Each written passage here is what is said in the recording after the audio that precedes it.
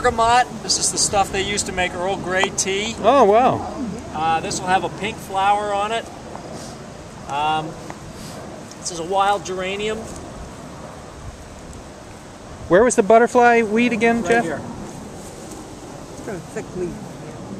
They have beautiful orange. There's, yes. Black-eyed Susan in front of Joe there with the fuzzy leaves. Now there's mugwort. That's a bad guy. That should come out. Right. Well, there's a big yellow one. So he's weeding. Sorry? He's weeding it. I'm not sure what that is. I'm not sure what it is. You know. And is that water coming out? It comes out of that one. Oh, that one. And comes out of that one and goes, In there. well, it enters this from those two and goes into the wetlands from that. There are a number of native grasses growing in here. This is a native rye. Good job. This looks like little blue stem. So there's a mix on the side slopes here that's for dry, well-drained areas.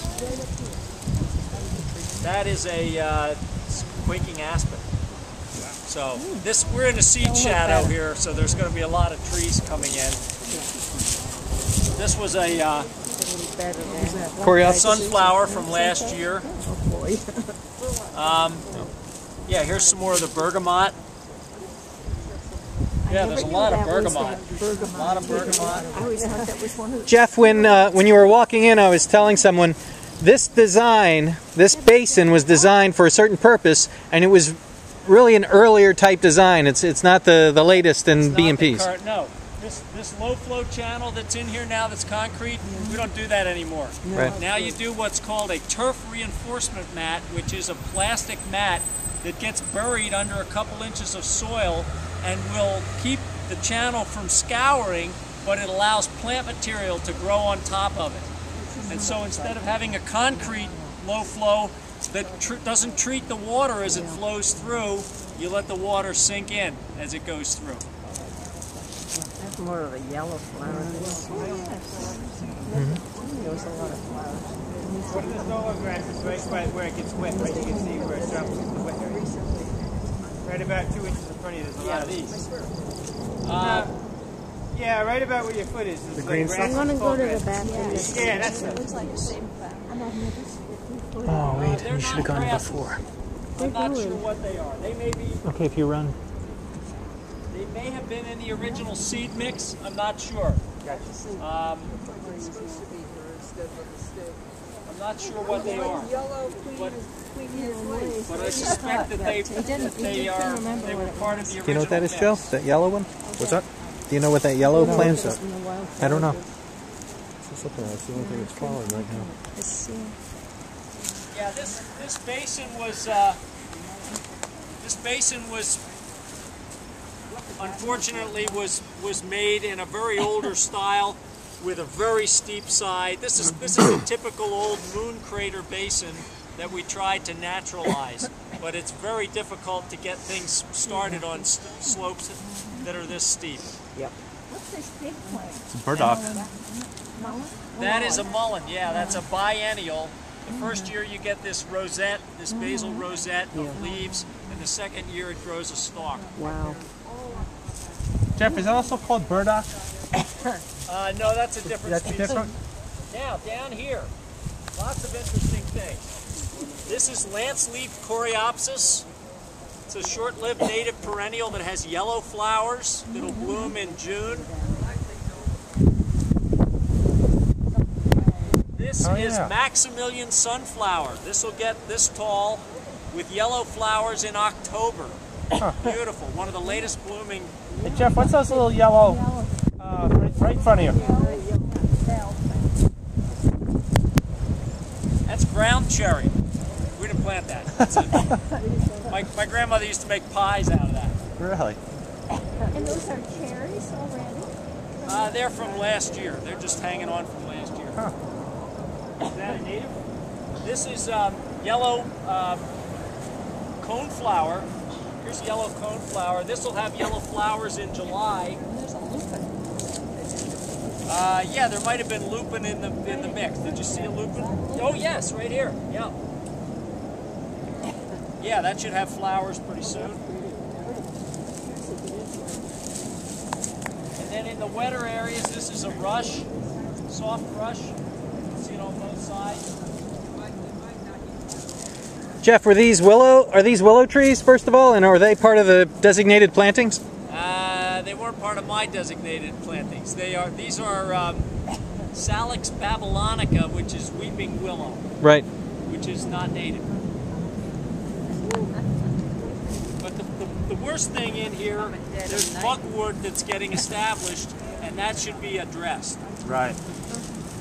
Where's that man? And the best way to address that is to hand pull it, or The best way to address it is with an herbicide with 2,4-D in it. oh. Hand sprayed, spot sprayed on that Yeah, plant. it's right behind you, right? That Yeah. big clump? Yeah. Yeah, it's really starting to take And off. it'll take off, and once it gets away, it's. The other bad guy is there's some thistles in here. Yeah. They're nasty. So. Someone asked what this one was. That's the one that we saw further over.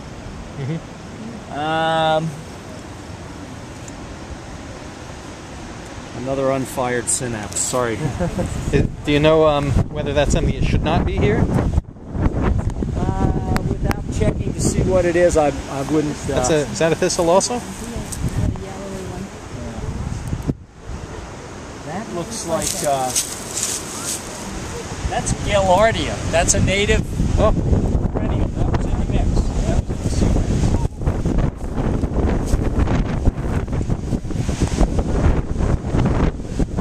Oh, here's another native. This is called early or false sunflower. All the true sunflowers are in the genus Helianthus. That's in the genus Heliopsis. And that'll get about 4 feet tall with beautiful yellow flowers in June.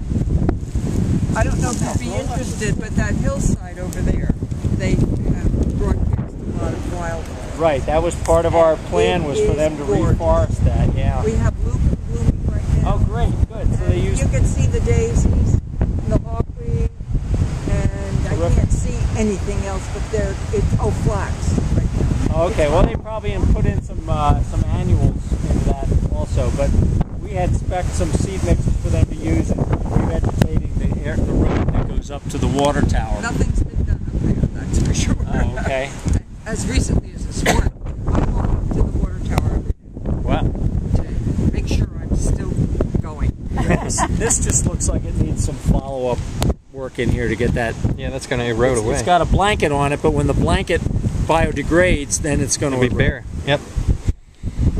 Well, Okay. if you remember, they didn't use the right mix on this. They planted it in the fall. It was sod. With the wrong mix. Right. And then it didn't take. They had sod up to the edge, and then it all started to erode down, and then they had to redo it. And Walter was not happy about And they that. took Right. it all out. And I said, well, you know, Walter, if you'd planted the right thing the first time, we wouldn't be having this conversation. That's right. Is that a cattail starting in there? Yes. There are a couple of them, Yeah. or there were. I don't see them. And that's crinkle-leafed sedge just to the left of the cattails. That was put in as a plug, because we did put in some plugs in the wet areas along the edges of the. But I just wish it wasn't concrete. Now, cattail is native, but you don't want that anywhere, right? Cattail. These are- Yeah. these The are problem is it's so aggressive. Right. In disturbed areas, it just tends to take wanna go over home? the disturbed areas. So. Yeah, we've got a dog to walk. Okay, thanks for coming out. Thanks so much. You're welcome. Okay, this is where it gets really interesting. We're going to cross over the road and then head over to the boardwalk. I've been down on the boardwalk by myself once, but I mean, And usually, up to hear there's what's there a decent today. amount of Right. little This blue last stem fall. on this. This dried-looking grass here is little blue stem, which is native bluestem grass. It's just starting to get going now, but you can see it's got a bluish cast to it, and it's a bunch grass, and it grows really well in these real dry areas. How are they doing with the purple loosestrife, I think it is? The purple one that just grows everywhere in swamps? Yeah, well actually there's a biological control for that now. There's 3 species of European beetles from where it came from that either bore into the stem or bore into the roots. And Cornell did some experiments that showed that basically the beetles are so specific to that one plant that you can release the beetles on them, get rid of the infestation, and when the plants die, the beetles go away. Oh, that's good news. Yeah. Great. Yeah. I was going to ask the next question. Boy, I see a dragonfly. You see the dragonfly? Yes, yes. We like those. You know why? Why? You know what they eat? No. Mosquitoes. Oh, that's right, because they said the bats have had a fungus, and the bats are here to eat the mosquitoes. That's right. I still have a bat that lives in my yard somewhere. I see him every night. Every time I see him, I thank that he's still there.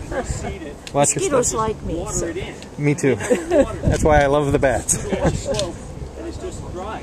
The dry area. Gotcha. Oh, okay. It would be all right to go in there and sit down.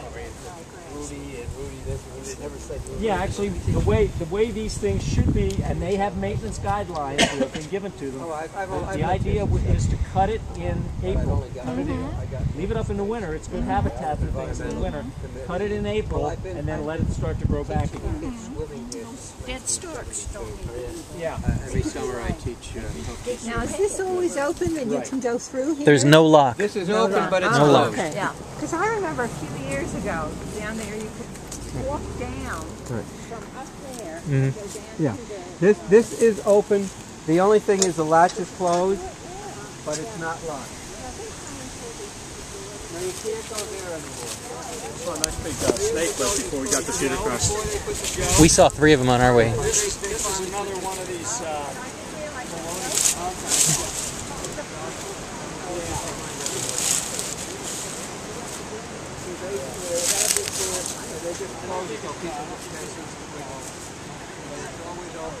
And actually, at one time I did has these cigar-shaped seeds. be kind of naive. That would still be hanging a few of Yeah. them hang on the tree. This one Put has a really thing, nice. a panel up here with a map on it, and it would be more conducive for people to take a chance. Looks like Basically, much or here to the but they do there's have 3 or 4 different.